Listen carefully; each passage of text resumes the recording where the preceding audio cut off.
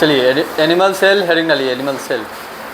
कल हम लोग प्लांट सेल पढ़े थे और उसका डायग्राम भी बनाए थे। आज एनिमल सेल और उसका डायग्राम बनाएंगे, ठीक है ना। उसके बाद कंपोनेंट ऑफ सेल पढ़ेंगे और कंपोनेंट ऑफ सेल पढ़ने के बाद एनिमल सेल और प्लांट सेल में डिफरेंस देखेंगे और उसके बाद छुट्टी, ठीक, ज़्यादा नहीं है। तो सबसे पहले जंतु कोशिका, जैसे हम लोग प्लांट के बारे में बताए थे कि पेड़ पौधों में पाए जाने वाले कोशिका को हम लोग क्या बोलते हैं, पादप कोशिका बोलते हैं। वैसे ही जंतुओं में पाए जाने वाले कोशिका को क्या कहा जाता है, जंतु कोशिका कहा जाता है। और फिर इसका डायग्राम बनाने के लिए जंतु कोशिका लिखिए। जंतुओं में पाए जाने वाले, जंतु कोशिका लिखिएगा। जंतुओं में पाए जाने वाले जंतु कोशिका, जंतुओं में पाए जाने वाले कोशिका को, जंतुओं में पाए जाने वाले कोशिका को जंतु कोशिका कहते हैं।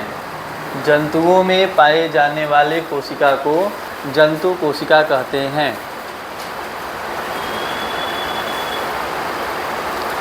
ये डेफिनेशन कोई काम का नहीं है, ठीक है ना। किसी एग्जाम में अब आपसे नहीं पूछेगा कि जंतु कोशिका की परिभाषा लिखिए। के लिए जंतु कोशिका की संरचना, स्ट्रक्चर ऑफ एनिमल सेल, जंतु कोशिका के संरचना कैसा कैसा।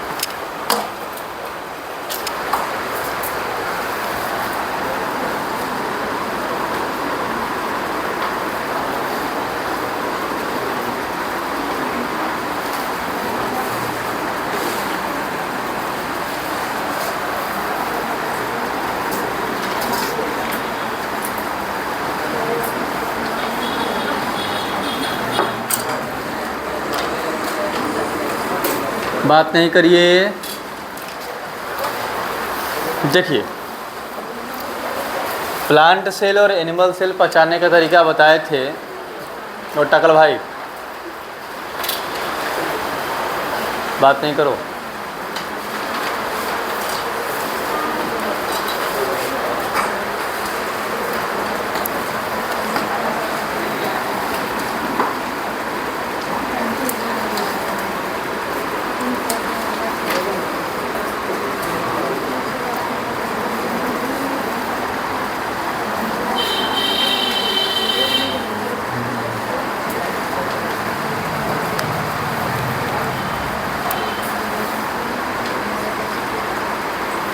कुछ इसी तरह के डायग्राम बनाए थे, ठीक है ना, कल।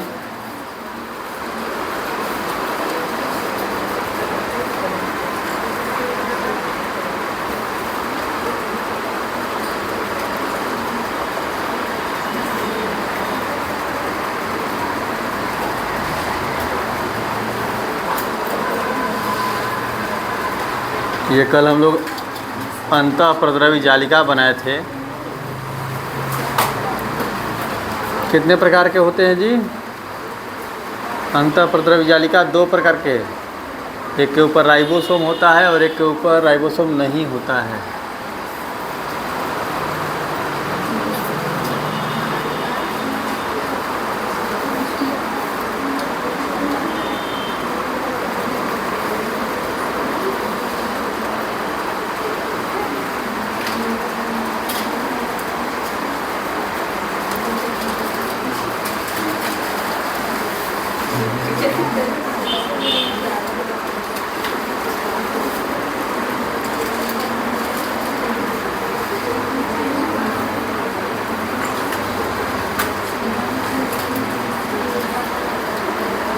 बात नहीं करिए।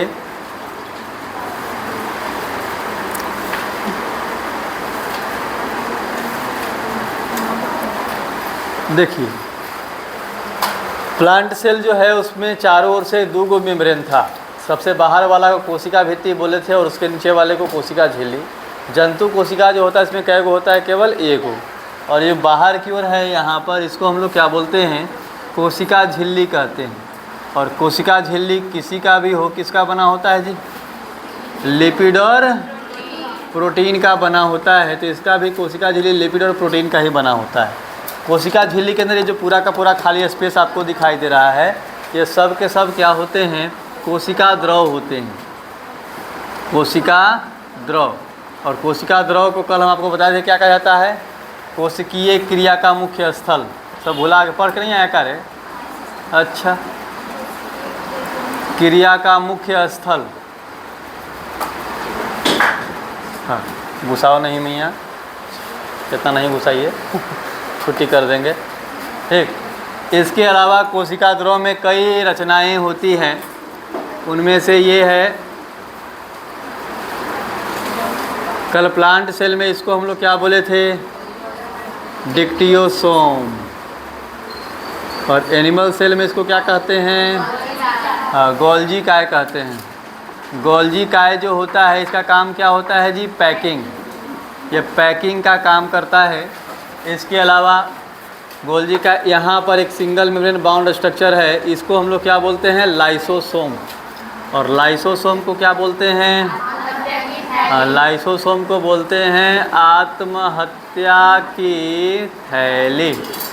इसके अलावे ये बीच में जो बड़ा सा रेड कलर का स्ट्रक्चर है, इसको हम लोग बोलते हैं केंद्रक, ठीक है ना? ये है केंद्रक। और केंद्रक को कोशिका का कौन सा कक्ष कहते हैं? नियंत्रण कक्ष कहते हैं। केंद्रक के अंदर ये जो धागानुमा रचना होता है, इसको हम लोग क्या बोलते हैं? हाँ, क्रोमैटिन जालिका कहते हैं। ये गुणसूत्र और डीएनए का निर्माण करता है, क्रोमैटिन जालिका। इसके नीचे ये जो है छोटा सा राउंड स्ट्रक्चर, ये है केंद्रिका न जी। और इसको राइबोसोम फैक्ट्री कहते हैं। क्या कहते हैं? राइबोसोम फैक्ट्री कहते हैं। अब यहाँ पर ये जो केंद्रक के चारों ये चपटे रचना है, इनको हम लोग अंतःप्रद्रवी जालिका बोलते हैं। और ये दो प्रकार के होते हैं। एक के ऊपर इस प्रकार से छोटे छोटे राइबोसोम जुड़ा हुआ होता है ना, और जिनके ऊपर इस प्रकार से राइबोसोम जुड़ा हुआ है, इसको हम लोग क्या बोलते हैं? RER। क्या बोलते हैं जी? RER बोलते हैं, खुरदरी अंतःप्रद्रवी जालिका कहते हैं। और ये कौन सा काम करता है? प्रोटीन संश्लेषण में सहायता करता है। कौन सा काम? हाँ, प्रोटीन संश्लेषण। इसके अलावा यहाँ पर ये जो है, इसको हम लोग बोले हैं राइबोसोम। राइबोसोम को क्या कहा जाता है? Protein factory. प्रोटीन फैक्ट्री कहा जाता है। इसके अलावे इधर वाला जो है, जिसके ऊपर राइबोसोम नहीं है, इसको हम लोग क्या बोलते हैं?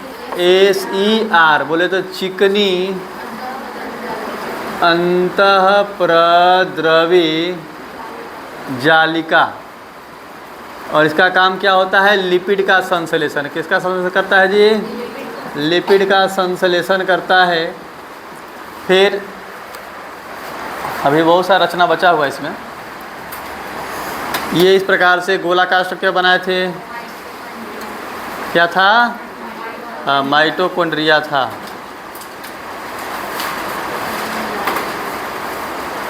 ये है माइटोकॉन्ड्रिया। माइटोकॉन्ड्रिया। माइटोकॉन्ड्रिया को हम लोग क्या बोलते हैं? हरित लवक कहते हैं। कोशिका का ऊर्जा घर कहते हैं। इसके अलावा यहाँ पर ऐसे सिलेंड्रिकल स्ट्रक्चर होते हैं, ये बनाए थे। तो ये क्या है? रुचि हरे, इसको बोलते हैं तार केंद्र।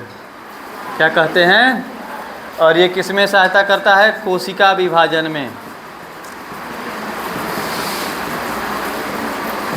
अब देखो, जो जो चीज़ इसमें नहीं बनाए हैं, कौन कौन नहीं बनाए हैं इसमें? ये है राइबोसोम। इसे बनाए थे ना राइबोसोम। और राइबोसोम कितना होता है? 70S की 80S? हाँ, यहाँ पर 80S होता है होशियार। यूकैरियोटिक कोशिका है ये। 80S बोले कहाँ? हैं? तो 80S ही, दोनों यूकैरियोटिक कोशिका ही है। यही पढ़ रहे हैं आप लोग। प्रोकैरियोटिक कोशिका जीवाणु में होता है, ये पादप कोशिका है, दोनों यूकैरियोटिक है, दोनों में 80S होगा। अब देखो, पादप कोशिका में कोशिका भित्ति बनाए थे। यहाँ पर कोशिका भित्ति दिखाई दे रहा है? तो पहला अंतर यही होगा कि पादप कोशिका में कोशिका भित्ति होता है, जंतु कोशिका में कोशिका भित्ति नहीं होता है। पादप कोशिका में बीच में देखिए रसधानी बनाए हैं, नहीं बनाए हैं जी, इसमें रसधानी बनाए हैं हम कहीं पर।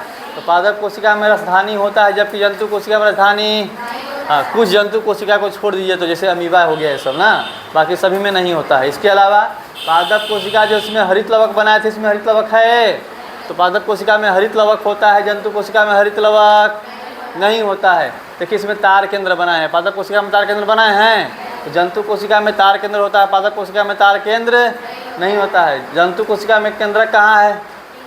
बीच में, और उसमें कहाँ बनाए थे? किनारे पर। तो ये सब आपको अंतर लिखने में काम आएगा, आप इसको वहीं पर बना लीजिए।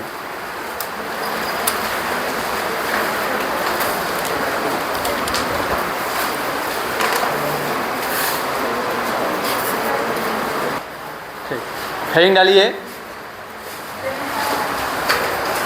पहले नोट कर लीजिए, उसके बाद बनाइएगा। हेडिंग डालो, पादप कोशिका एवं जंतु कोशिका में अंतर। पादप कोशिका एवं जंतु कोशिका में अंतर। पादप कोशिका एवं जंतु कोशिका में अंतर।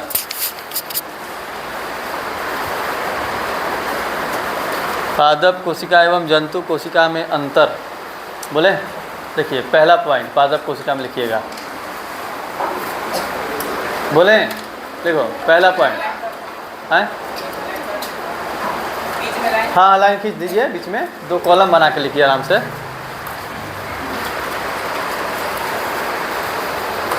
एक तरफ पादप कोशिका, एक तरफ जंतु कोशिका, उसमें कॉलम बना के लिखिएगा पादप कोशिका में। देखिए इसमें कोशिका भित्ति होती है, इसमें कोशिका भित्ति होती है पादप कोशिका में, इसमें कोशिका भित्ति होती है।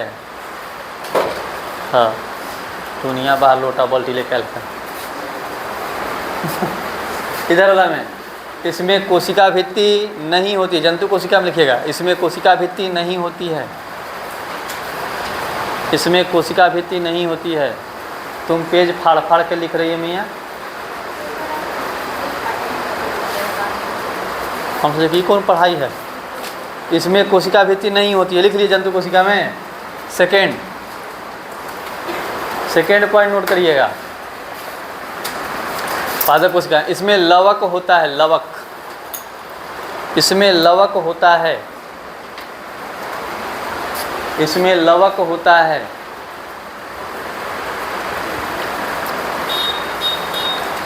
और इधर वाला में इसमें लवक नहीं होता है, इसमें लवक नहीं होता है। लवक जान रहे हैं, जैसे लवक यहाँ सुने हरित लवक, ऐसे और लवक होता है, अवर्णी लवक, वर्णी लवक, बहुत सारे लवक होते हैं, ठीक है ना। नेक्स्ट तीसरा, इसमें रसधानी होता है,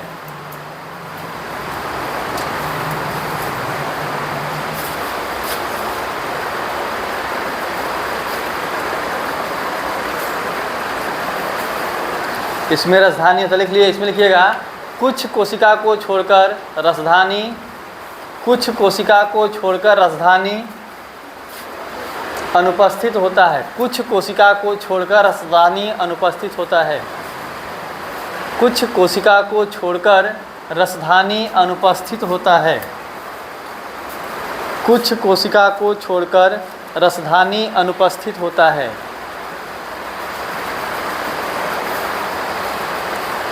वहीं पर जैसे लिखना, जैसे, उसी में जैसे लिखिएगा। अमीबा पैरामीशियम, जैसे अमीबा और पैरामीशियम, जैसे अमीबा और पैरामीशियम, इसमें रसधानी होता है ना, भोजन रसधानी होगा, संकुचनशील रसधानी होता है इसमें, जैसे अमीबा और पैरामीशियम, लिख लिए। नेक्स्ट देखिए पादप कोशिका में लिखिएगा, इसमें तार केंद्र अनुपस्थित होता है, इसमें तार केंद्र नहीं होता है, लिखिए इसमें तार केंद्र नहीं होता है,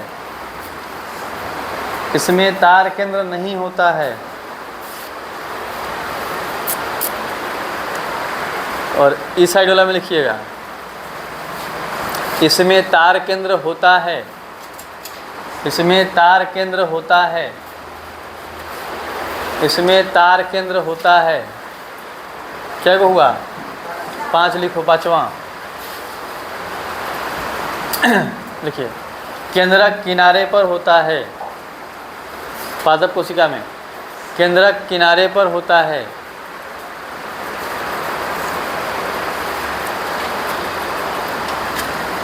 नेक्स्ट, केंद्रक कोशिका के बीच में होता है। जंतु कोशिका में लिखिएगा, केंद्रक कोशिका के बीच में होता है। हो गया? चलिए, केंद्रक कोशिका के बीच में होता है। चलिए, हो गया। आगे बढ़ते हैं। इसके बाद जो है ये पढ़ना है हम लोग को कंपोनेंट ऑफ सेल, ठीक है ना, कोशिका के संघटक। तो जो सब बना लिए इसको ना, सब लोग बना लिए, जो नहीं बनाए हैं इसको बना लीजिए, और जो बना लिए हैं यहीं तक छोड़ दीजिए। बाकी कंपोनेंट ऑफ सेल हम लोग अगले क्लास में पढ़ेंगे, ठीक है ना। आज के लिए इतना ही।